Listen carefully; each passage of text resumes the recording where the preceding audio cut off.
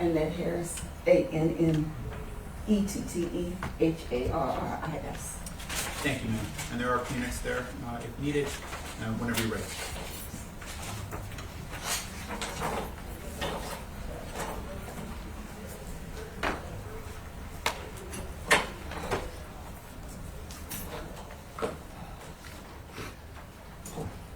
To the Honorable Judge Nicholas John Hathaway in the Wayne County Circuit Court. Good morning. I'd like to thank the court for giving me the opportunity to speak as I stand here before you to address the concerns that me and my family have. It has been 2 years and 2 months since I reported Janiah missing. I want you to know that my life will never be the same. My family's life will never be the same without Janiah. And every day that I wake up with her, I wake up feeling depressed. It's another day without her. I love her and I miss her dearly. I can't tell her that because her life was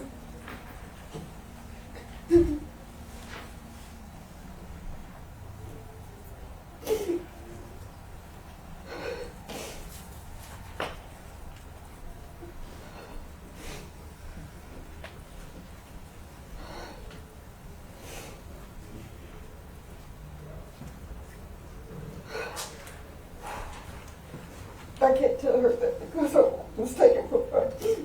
Words cannot express just how much me and my family really miss and love Janiah. This has impacted my life and my family's life. There are days when I don't want to get out of bed. I wake up feeling depressed. I don't want to talk to anybody, to anyone, just getting out of bed.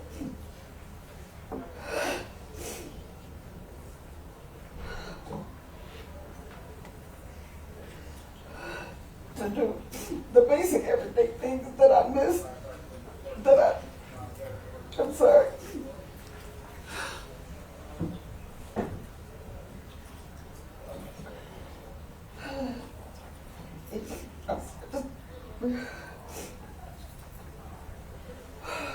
I don't want to get out of bed. I wake up feeling depressed. I don't want to talk to anyone. Just getting out of bed to do the basic everyday things that I need to get done. This has affected my health. I am seeing more than one doctor about my health, including seeing a therapist. I don't feel safe in my home. My address and my phone number has been put on social media. People have been driving by, taking pictures of my home. I have been threatened. My family have been threatened. Pictures taken of me and my family following me in my car. Pictures posted. Setting up GoFundMe raises in Janiah's name without my permission.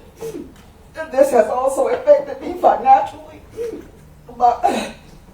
And other people doing podcast shows, emailing me. I don't know.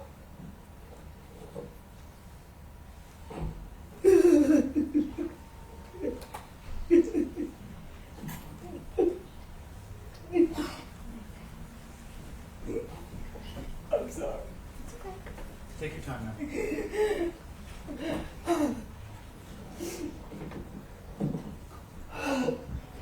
Shut up. Hey, anybody else want to leave? There is a courtroom, 206 down the hallway.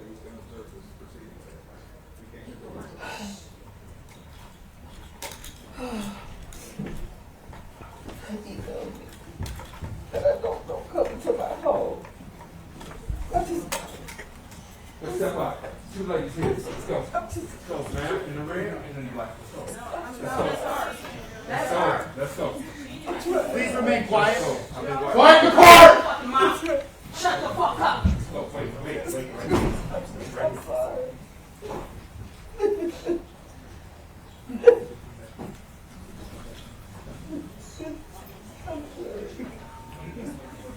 Right, an additional reminder, if you're going to have difficulty controlling yourself, now would be a good time to leave. Sir, and you two, that's the thing.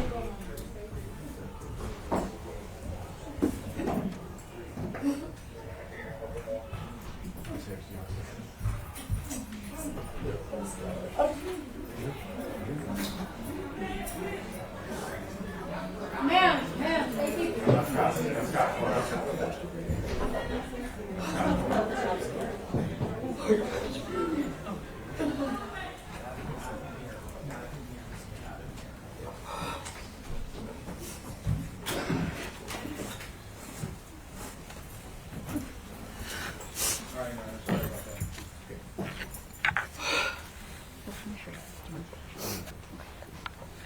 I'm sorry, were you through, ma'am? No, Judge, I'm going to finish reading the written statement for you. Very good. You can return to your seat, ma'am. Mr. Makepeace, you can let her get situated and then you can proceed. Yes, Judge. Thank you.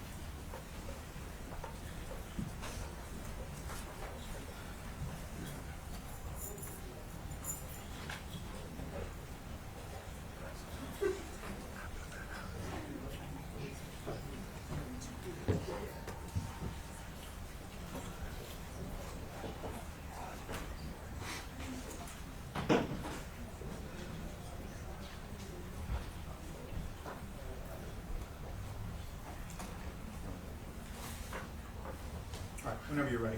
Thank you, Judge. I'm going to go where I remember her stopping. Posting pictures,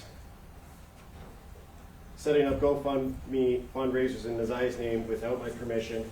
This has also affected me financially, and people doing podcast shows, emailing me, people that I don't know coming to my home, knocking on my door constantly. This is really hard and has been very painful for me, and I pray to God that no one and no other family will ever have to endure what me and my family have endured. This deserves attention and ongoing awareness to other families and people so that this does not happen to anyone and other families like this has happened to me and my family. And that would be the conclusion of the statement from Annette Harris that was provided to my office and that she was reading on the stand. Thank you, Mr. Makepeace. All right. Is there any additional complainant that will be addressing the court on file ending in 218? Yes. Okay. Why don't we have that person go next? It's Shannon Harris. Sure, Mrs. Harris in the courtroom? The Marquita Harris.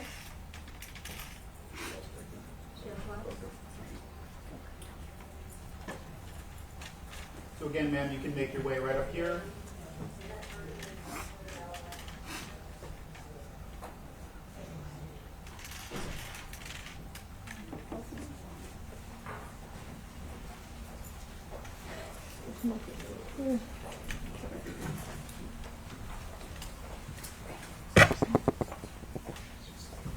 You can have a seat or you can stand, however you're most comfortable. Again, that red illuminated device, it's a microphone and a recording device. Just try to direct your voice into that. And if you could just state and spell your name, please. My name is Marquita Harris, M-A-R-K-E-T-T-A.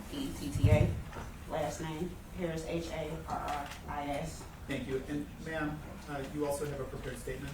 Yes. If you wouldn't mind just providing a copy to the prosecutor's office for the court file following the hearing today, okay? Okay. Thank you. Whenever you're ready. Good afternoon, everyone.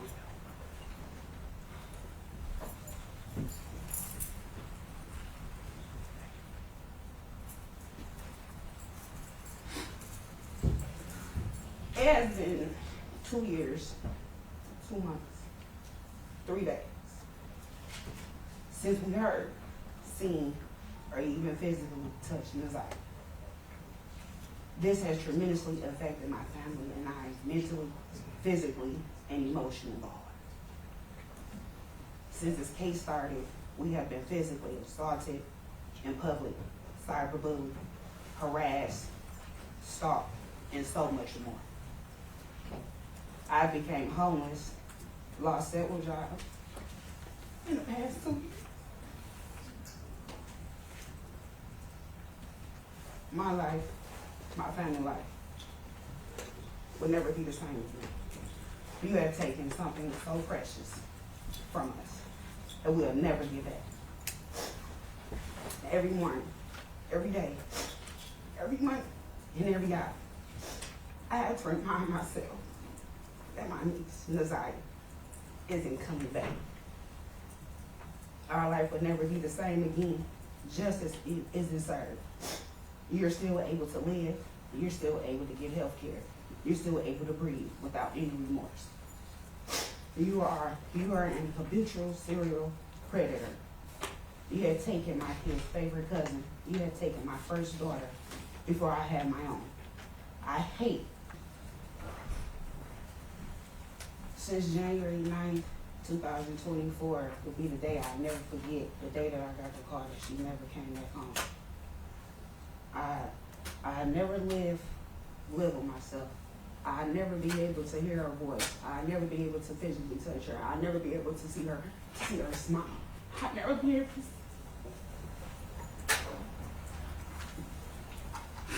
I'll never be able to get to hold her again. I'll never be able to get to listen to her, see her smile. I'll never get to see her tell me stories of what her day went on about school. I'll never get to have that chance ever again because of you.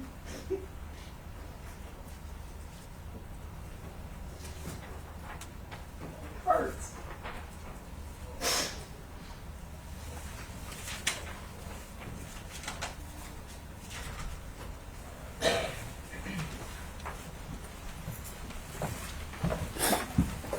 Thank you.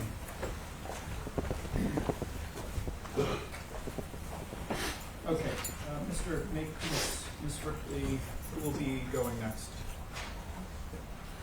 Judge, I believe next would be Ms. Tana Buds. And which file number? 218. 218.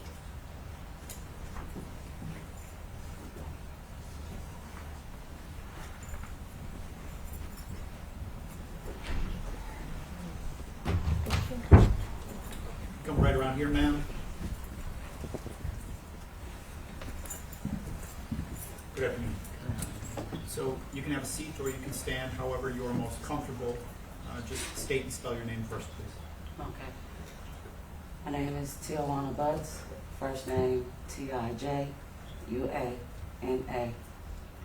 Last name Butts. Do you have a prepared statement? I do not, sir. That's fine. Okay, thank you. Whenever you're ready. I don't have a prepared statement because I had no plans to come here today. I've been battling with myself on what is the right thing to do, what is the wrong thing to do. I'm here today for Janiah and for my nieces and the other victims that my brother has harmed.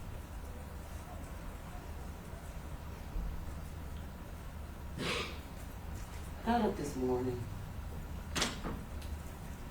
with every intention on going to work because for the last 2 years, I have to go back to that day that I saw a little girl that I did not know, that I had never seen. And I wish that it was a sign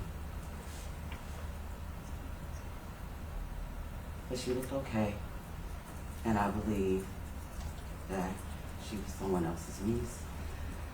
And I had no reason not to believe what my brother said to me. That day will forever haunt me because I go back to like, why was I there? Why didn't I know? Why was there no sign?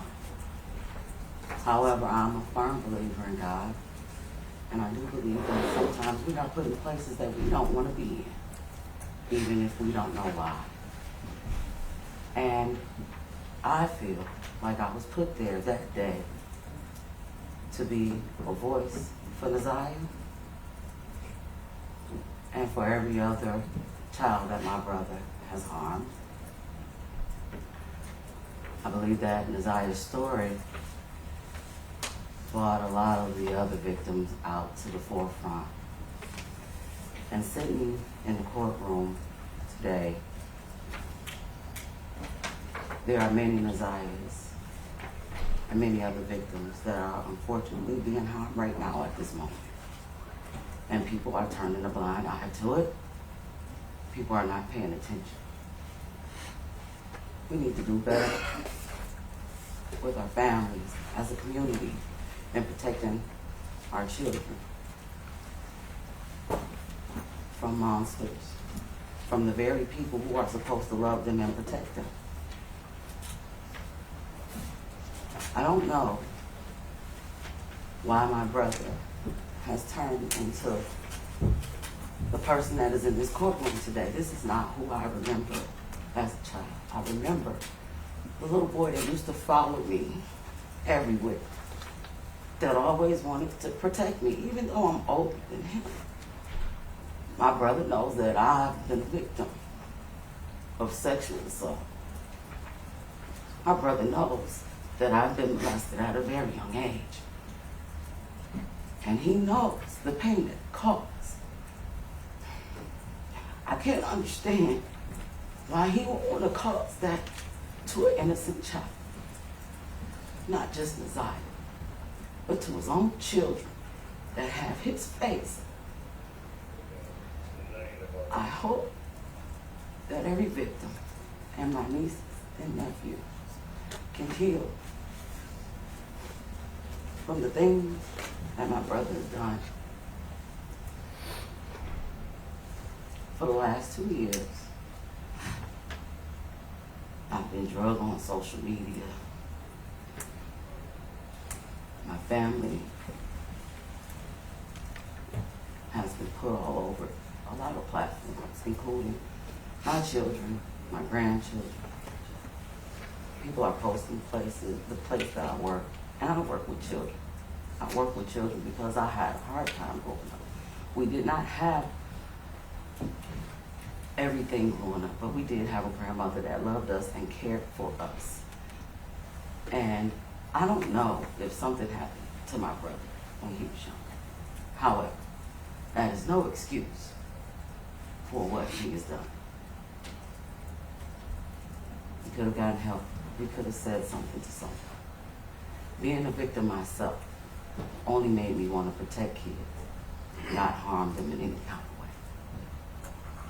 I'm hoping that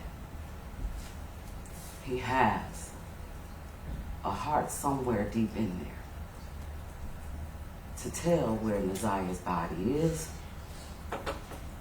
because she was innocent. My brother stole so many children's innocence.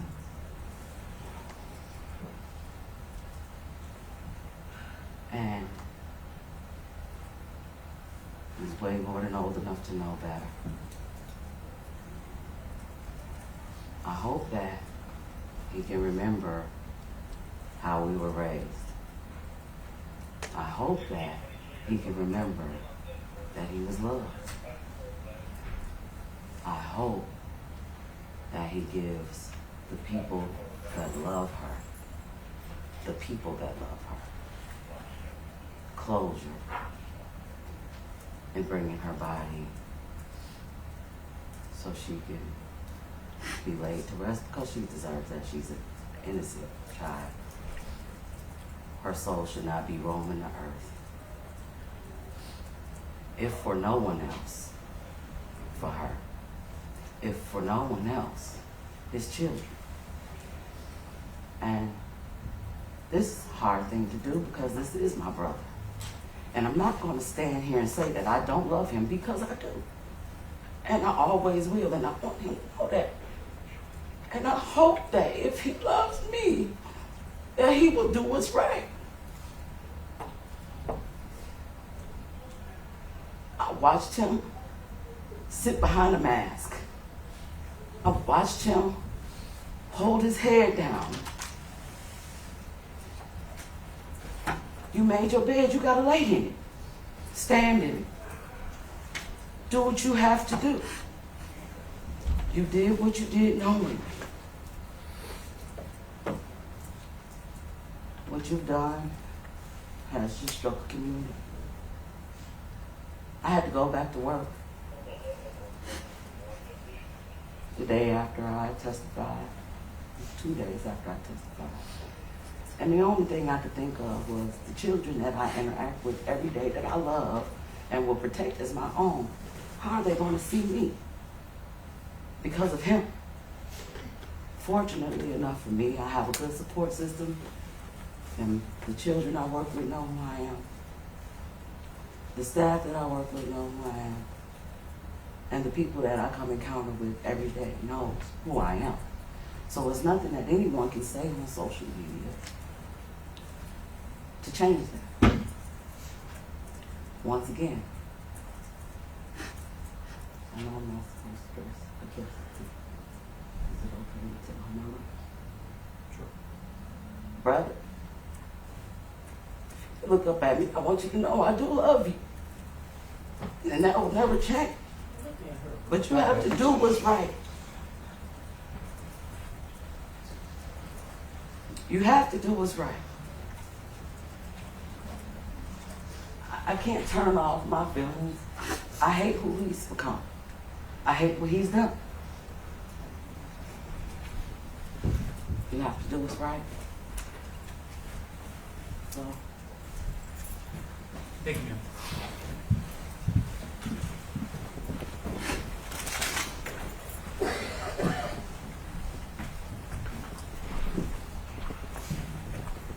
Ms. Ripley, who will be going next on which file number, please?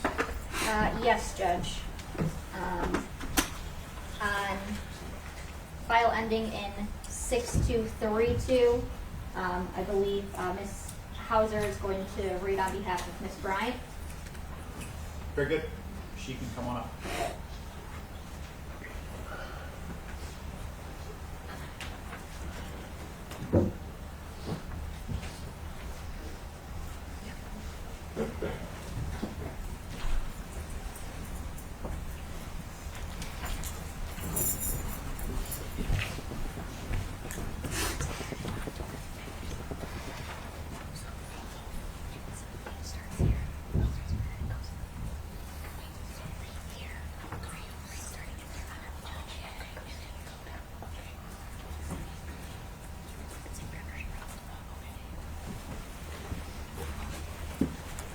Good afternoon. Are you going to be reading? Yes. Okay. Just position yourself, if you could, close to that microphone. You can stand. That red illuminated device is a microphone, okay? And a recording device. Just keep your voice loud and clear. You can just state and spell your name first of all. Ariel Little, Ariel Little. Thank you. Whenever you're ready. So I am reading this in regards to my little sister, Paris Bryant. She says, Dear Honorable Judge, I stand before you today with deep resilience and determination. When I was just 4 years old,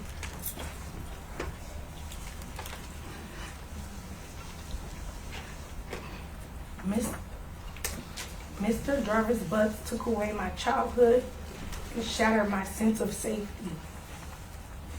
Though I am still young, I have faced years of pain and trauma caused by his actions. Today I speak with truth of what he stole from me starting at 4 years old.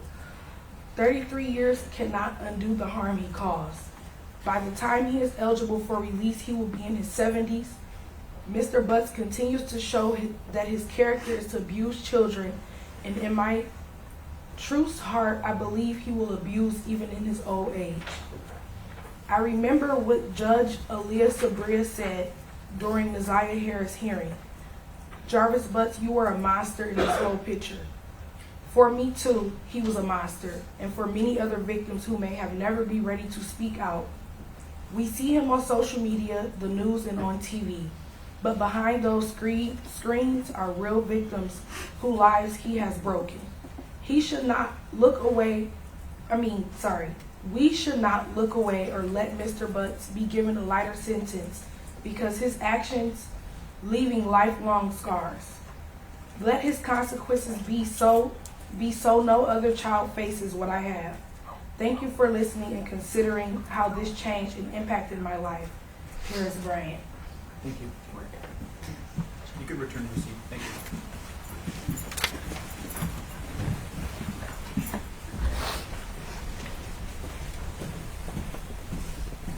Ms. Ripley, whenever you're ready.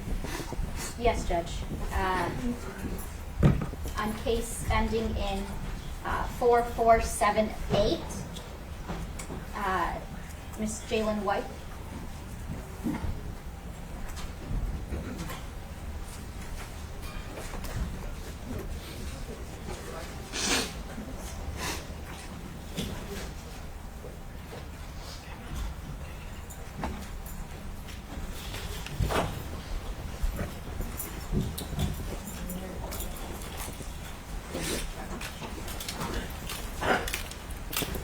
All right, good afternoon. Good afternoon.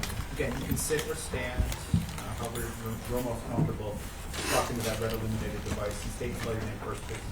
My name is Jaylen White, spelled Jaylynn. Last name White, White. Whenever you're ready.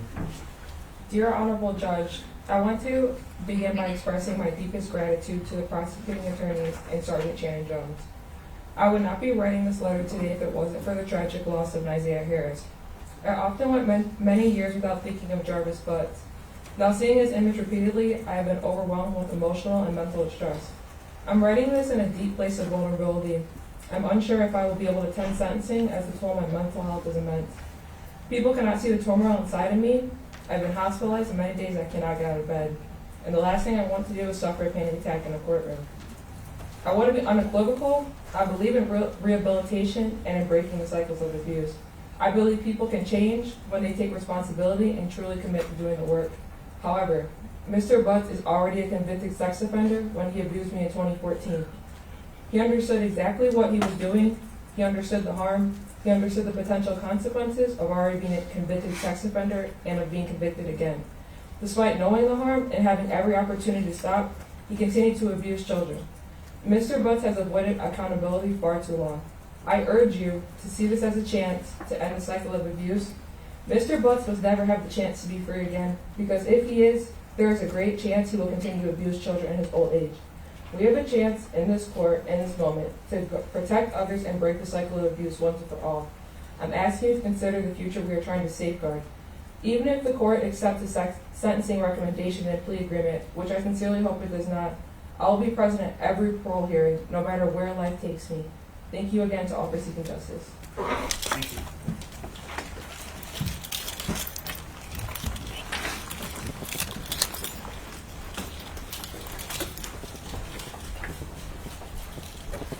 Quickly, whenever you're ready. Yes, Judge. I believe we will have on 6461 Ms. Bell and Ms. Butts. They can come up now.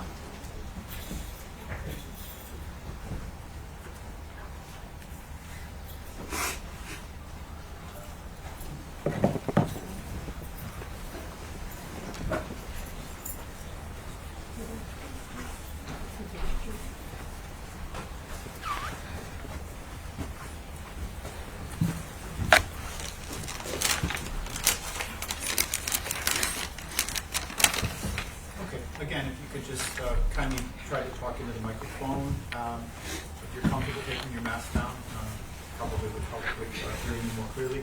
Just state and spell your name, please.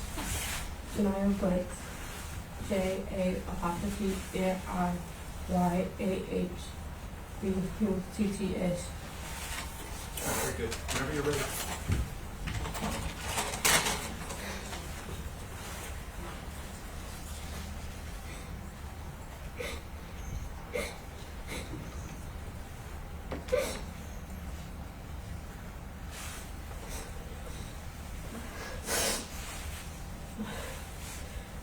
You were once someone I called that until you did what you did. You took someone I really loved, someone I call a sister, my favorite cousin, my best friend, my everything. You changed the way I dress, the way I think. You even changed my sexuality. You did very hurtful things to me. I live with the trouble you caused me. I no longer look at you as a father figure, no longer as a hero, but now I look at you as a monster. You caused me trauma. It made me look at men different.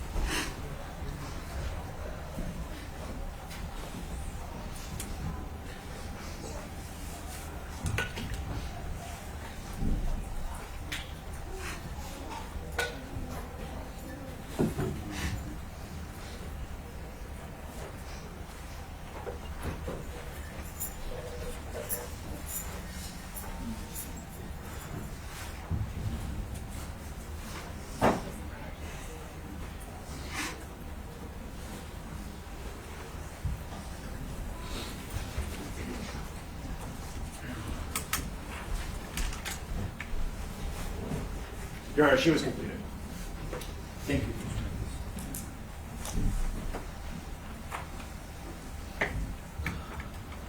All right, Ms. Ripley, Mr. Makepeace, who's going next? Judge, I don't believe that we have anyone left to make